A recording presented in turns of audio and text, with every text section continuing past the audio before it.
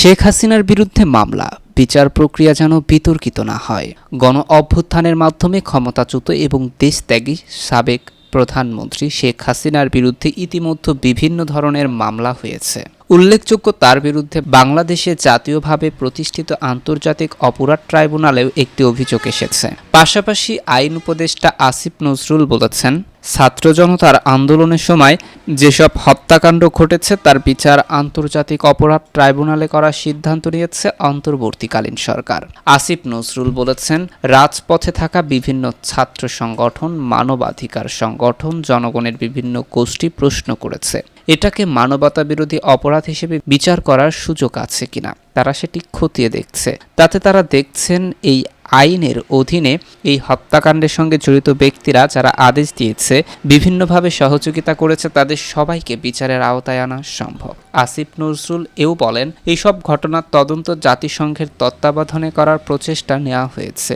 অন্যদিকে জাতিসংঘের মানবাধিকার বিষয়ক হাই কমিশনার ভলকার তুর্কের সঙ্গে অন্তর্বর্তী সরকারের প্রধান উপদেষ্টা ডক্টর মোহাম্মদ ইউনুসের টেলিফোনে আলোচনা হয়েছে যে আন্দোলনের সময় বিক্ষোভকারীদের হত্যার ঘটনায় জাতিসংঘ শিগগিরই তদন্ত শুরু করবে।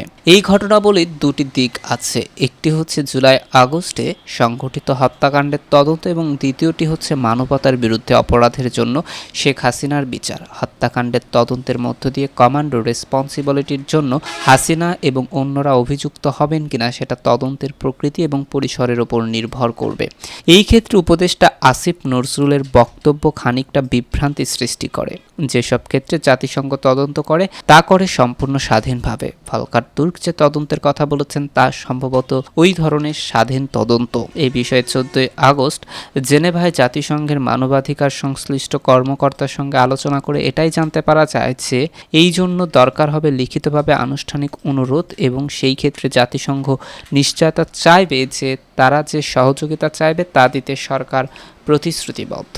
এই বিষয়ে যেটা বিশেষভাবে লক্ষ্য করা দরকার তা হচ্ছে এমনভাবে অনুরোধ না করা যাতে জাতিসংঘ অপারগতা প্রকাশ করতে বাধ্য হয়। এই ধরনের অপারগতা টেকনিক্যাল কারণে জানানো হলেও তা ক্ষমতাচ্যুত সরকারের সমর্থক ও ওই সরকারের বিদেশি সমর্থকেরা তখন কোনো ধরনের অপরাধ হয়নি বলে প্রচারের সুযোগ পাবে। এই বিষয়ে সরকার যত দ্রুত আনুষ্ঠানিকভাবে অনুরোধ জানাবে ততই ভালো। সেটা অপরাধের সাক্ষ্য এবং প্রমাণ সংগ্রহের জন্যই দরকার।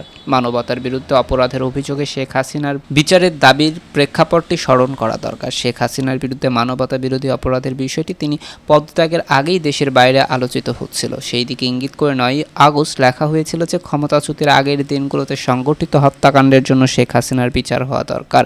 সেই লক্ষ্যে 2016 সালে ভারত বাংলাদেশের মধ্যকার চুক্তি অনুসারে বাংলাদেশ শেখ হাসিনাকে ফেরত চাইতে পারে অথবা আন্তর্জাতিক আদালতে বিচারের জন্য পাঠাতে পারে।